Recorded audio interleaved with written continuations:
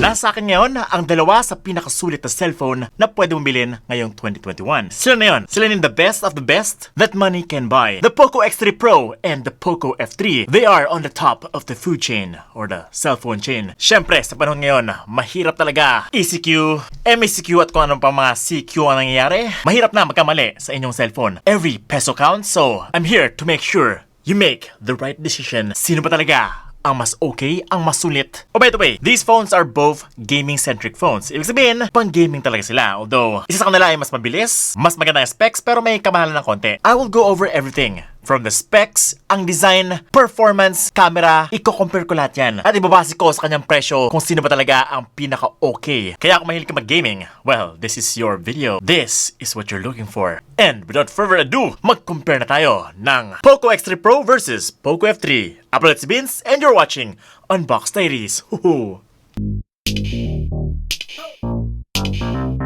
Okay, so same lang naman yung box nila. Same charger, 33 watts. Meron lang kasamang dongle si Poco F3 kasi wala siyang headphone jack. Everything else, the same yung kanilang box. Sa itsura naman, sino ang mas pogi? Well, I'm pretty sure, klarong-klaro kung sino yung mas pogi dito. It could be personal preference pero para sa akin, Poco F3 all the way. I mean, seriously, tingnan nyo naman yung kanyang itsura. Napakagwapo, napaka-elegant. It makes the Poco X3 Pro look like a toy. Parang laruan lang to. Yung build quality, yung kanyang itsura. Plastic lang pala to, no? Itong Poco X3 Pro, hindi siya masyado premium ang feel. No. Feel mo talaga na it's not that premium. It's kinda cheap. Well, that is in comparison to the Poco F3. Pero for the price, okay na siya. It does feel premium for the price, no? Diba? Magkano ba to? 13,000 lang. Pero high quality na to for 13,000. Kaya lang kasi kapag tinapat mo na siya sa Poco F3, nagbumukha siyang chippy pie. Yun, that's the word. I'm sorry. Pero ganun talaga ang buhay, kailangan mo sabihin lahat. Ang Poco F3 naman ay glass yung back. Gorilla Glass 5. Medyo malapit yan. Pang-unggoy na ang kanyang armor, no? Sana lang, merong Godzilla Glass 5 kasi nanalo si Godzilla sa laban nila ni King Kong. Baka lang, mas malupit yun. Last mo nila. Pero nga, Gorilla Glass 5 is very, very durable. Scratch resistant, premium yung feels. Kaya lang yung aking black color is fingerprint magnet. May smudge. Madaling madumihan. Kaya lang, nasa color din yan. Meron siyang white and blue color. So, yun, hindi madaling madumihan yun. Meron din kasing black itong si Poco X3 Pro. And meron din siyang bronze color. So, take your pick. Now, in terms of weight, para silang mabigat, no? Halos the same yung weight. Mas mabigat ng konti si Poco X3 Pro. Pero in terms of kaseksihan, wala na masabi dito si Poco X3 Pro. Si Poco F3 talaga ay sobrang sexy, sobrang shiny, sobrang smooth. Parang legs ng aking asawa. Yes. Naalala ko tuloy si Shang. Mamaya, magki-King Kong vs Godzilla kami. Sana Pero yes, mas subtle, no? Mas maganda yung pagka-curve niya. Malinis tingnan ang likod ni Poco F3. At kamukhang ni Poco F3 si Xiaomi Mi 11. That is a great design. Maganda yung camera module. Dalawang malaking bilog. As you can see, i-compare mo yan kay Poco X3 Pro na yung kanyang camera ay, I'm not a big fan of the camera of the Poco X3 Pro. Lalo na at nasa gitna siya. Kasi naman, bilang gaming phone, kapag nag-games kayo, pag ganito, madalas, Mobile Legends, Call of Duty, Genshin Impact, hindi naman kayo maglalaro ng ganito eh. Pang Subway Surfer lang yun eh. Pero kung ganyan ka maglaro, pa-landscape, well, tatamaan yung camera. Lalo na kapag meron ka bang sing-sing katulad ko, baka lang. At kung wild kayo maglaro ng game sa inyong smartphone, well, baka kasi magasgas yung inyong camera, lalagyan nyo pa ng tempered glass. Or kahit kasi may tempered glass, very uncomfortable pa rin. Kailangan mo pa mag-adjust ng konti, no? May adjustment period. Dito naman kay Poco F3, wala swabe lang. At kung galing ka pa sa isang cellphone na ganito yung posisyon ng camera, you will be right at home. No adjustments needed. In terms of kapal, ayan guys, ang itsura nilang dalawa, ang kapal, sobra ni Poco X3 Pro. Sobrang bulky tingnan. Si Poco F3 naman, napakanipis. Although not super nipis, pero ang nipis na talaga. Sorry talaga, parang ibang level na to. Si Poco F3 yung tipong gaming phone na hindi siya mukhang gaming phone. Mas mukhang gaming phone pa si Poco X3 Pro. Personally, mas gusto ko yung gaming phone ko na mukhang flagship phone. And Poco F3 is a flagship looking phone. Kapag meron ka nito, mapapa-head turn yung mga tao. And feeling nila mahal yung phone mo, which is not true. Mura lang to, di ba? Tapos, bakit ang laki ng letters ng Poco kay X3 Pro sa likod niya? Pero hindi naman masyado halata, medyo parang transparent na naman. Mas minimalistic kay Poco F3. At ayun na nga, meron siyang 5G. Poco X3 Pro, 4G lang. So, alam niyo na kung sino yung mas future-proof. Malaking bagay yan guys, 5G. Mas mababa yung latency sa gaming, mas mababa ang lag. So, in terms of online gaming, internet capabilities, panalong-panalo na si Poco F3. Guys, 5G really matters. That is quite a big selling point para kay Poco F3. Mas mura nga si Poco X3 Pro pero madali lang siya palitan. No? In the future, baka magkaroon ng 5G phone na mas okay, babay agad siya. Pero ito si Poco F3, baka hindi mo na siya kailangan palitan for the next 1-2 years. Goods ka pa sa kanya, diba? Essentially, parang mas makatipid ka sa kanya. And oh, by the way, concerning the sides, pareha sila merong dual speakers. Although, si Poco X3 Pro, yung kanyang speaker na isa ay nasa earpiece banda, front-facing yung isa, at yung isa naman ay nasa down-firing naman. Si Poco F3 naman ay both located sa taas at sa baba. I-check ko yung kanilang audio quality in a bit. Pero yun, merong Dolby Atmos pala si Poco F3, walang ganyan si Poco X3 Pro. Ang advantage naman ni Poco X3 Pro is a headphone jack. Mas convenient yan sa mga madalas mag-headphone, no? Pero, ito na, ang major difference of both phones. The display. This could very well be the defining factor kung sino ang bibili nyo. Sa display talaga yan. Well, of course, ito yung lagi nating tinitingnan, hinahawakan. The display is so important sa isang smartphone. Una-una, parehas lang sila ng size. 6.67 inch. Parehas silang 1080p, parehas silang 120Hz refresh rate, at dyan nagtatapos ang kanilang similarities. Ang big advantage ni Poco F3 ay ito, Super AMOLED display. I will show you the same picture, no, na kinuhanan ko. And grabe, as you can see, ibang-iba talaga ang display kapag naka-Super AMOLED. Hindi na siya mas bright, mas vibrant, mas malakas ang dating. Ina-upgrade niya rin yung graphics ng game. Pero, ang lamang ni Poco X3 Pro, Corning Gorilla Glass 6 na siya. Poco F3, Corning Gorilla Glass 5 lang. Ito, scratch resistant. Pwede rin siyang drop resistant, pero limitado lang ang pwedeng times mong i-drop yung Poco F3. Siguro after 3-4 drops, baka mabasag din yung display niya. Si Poco X3 Pro naman, since meron siyang Corning Gorilla Glass 6, mas mataas ang chances niya mag-survive after multiple drops. So, drop-proof, scratch-proof lang. And konting drop-proof. Ayun. Mas maripis ang bezels ni Poco F3, mas sexy, mas thin, sa side, sa taas, pati na rin yung chin. Si Poco X3 Pro, ganun din, thin, pero not as thin as the Poco F3. Mas maganda ang screen-to-body ratio ni Poco F3. At napansin nyo ba na yung kanyang punch hole ni Poco F3 ay napakaliit? My gosh, sobrang liit niyan. Nakita nyo na siguro sa aking unboxing video na habang nagigaming ako, hindi nahalata doon yung kanyang punch hole. Parang hindi mo na siya mapapansin. Ganun yung kanyang itsura. Compared kay Poco X3 Pro, si Poco X3 Pro ay napakalaki ng kanyang punch hole. So, medyo halatado siya, no, sa home screen, sa Facebook. Size matters. Pero, kamusta naman yung camera quality? Baka naapektuhan naman yung camera quality nito. Check natin mamaya, okay? Pero na nga, okay. When it comes to overall image quality, sa display, walang binatbat si Poco X3 Pro. Napaka-bright, up to 1300 nits of brightness. Kapag naka-sunlight mode, Poco X3 Pro, 450 nits lang. Ganito ang difference nila under direct sunlight. Napakalayo guys, sobrang dilim, sobrang dim nitong Poco X3 Pro. Halos wala ka na makita.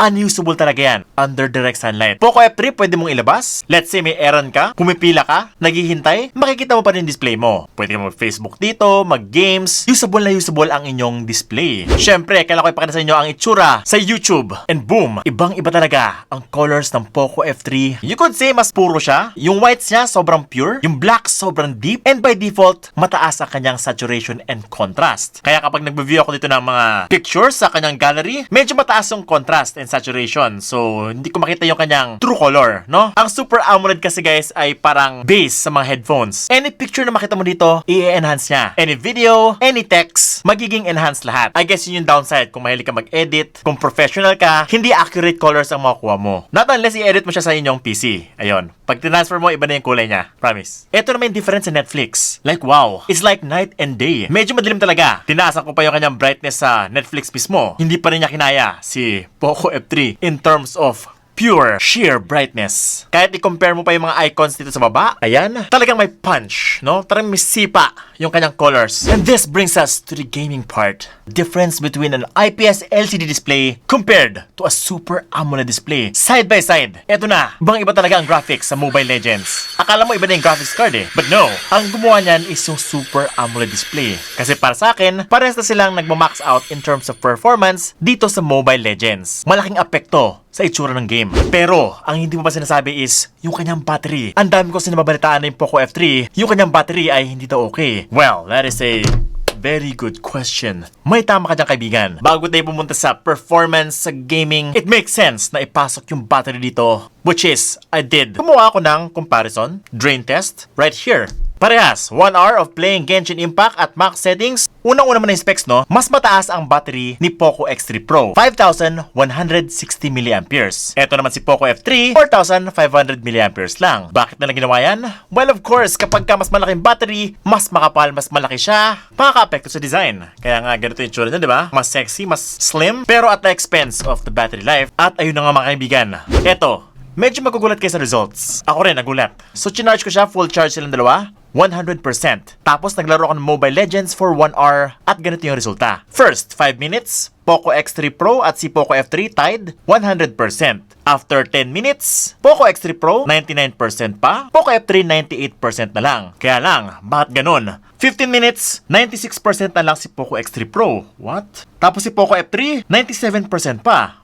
What? After 30 minutes, 90% si Poco X3 Pro at 92% pa si Poco F3. Hindi dapat to. Something is wrong. And after 1 hour, 80% na lang si Poco X3 Pro. Tapos si Poco F3 ay 83% pa. Ano ang ibig sabihin nito? Well, first of all, merong something about kay Poco F3 na dapat nyo malaman. Si Poco F3 ay madaling uminit. Madalas siyang uminit, guys. Even sa ML. At ayun na nga, meron siyang ginagawa na hindi ko makontrol. Ginawa ko na lahat sa brightness. Tinanggal ko yung kanyang auto brightness. Talagang manual to. Naka-max lahat yung brightness. Wala na ring sunlight mode. So, by the way, pareha silang walang sunlight mode dito. Kasi sa indoors lang naman tayo eh. Pero yun, napansin namin, kapag umiinit si Poco F3, dumidilim ang kanyang display. At kahit anong gawin namin, babaan mo yung kanyang brightness or taasan, ganun pa rin. Parang hindi nagbabago yung kanyang dim display. I guess matic na yan. We don't have any control of it. Yun ang hindi ko nalaman sa aking unboxing. Naku! Oo, mas power efficient nga talaga tong si Poco F3. Pero kung isipin mo, sobrang deal breaker niyan sa gaming mismo. Kasi nga, hindi mo magugustuhin, bigla siyang dumidilim. Nakakasira sa game yun, guys. No? Lalo na kapag maaraw or mailaw sa paligid nyo. Talagang hindi mo makita yung display habang naglalaro ka. So, even though naka-AMOLED display siya, parang sumasablay na sobra. Oh, by the way, naka-latest na software na to. Huwag nyo akong ano yun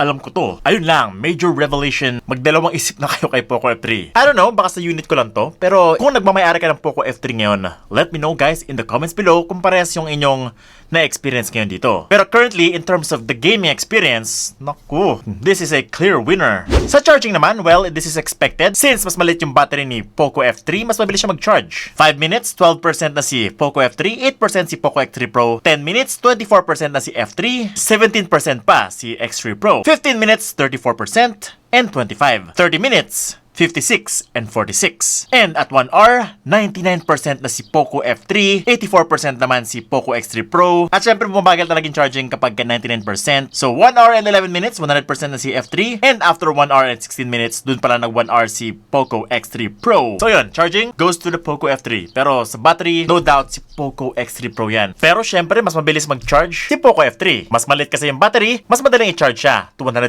I think this is what you've been waiting for, ang performance. Siyempre, alam naman natin na mas mabilis talaga si Poco F3. Mas mahal siya eh. Mas maganda yung processor and things like that. By the way, yung processor pala nila, Poco X3 Pro, Snapdragon 860, Poco F3, Snapdragon 870. So, plus 10 lang yung model number. Siyempre, pero yung bilis, napakalayo. 477,000 points, Poco X3 Pro. 597,000 points naman si Poco F3. That is a massive 22% difference in performance. 22%. Eto para klaro etong si Poco F3 ay Snapdragon 870. Flagship na yan. Well, actually, flagship last year. Yan ay napakabilis na. Although not the fastest flagship this year. Alam niyo na kung sino yun. Pero si Poco X3 Pro naman, Snapdragon 860. Para sa kanyang price range, guys, nasabi ko na to sa aking unboxing video ni Poco X3 Pro. Siya ang pinakamabilis na mid-range phone na pwede niyong bilhin today. And it only costs 13,000 pesos lang. Think about it, 5,000 ang difference ng Poco X3 Pro kay Poco F3. And with that 5,000, malaki-laki rin yung 5,000. It's no joke. Worth it ba ang 22%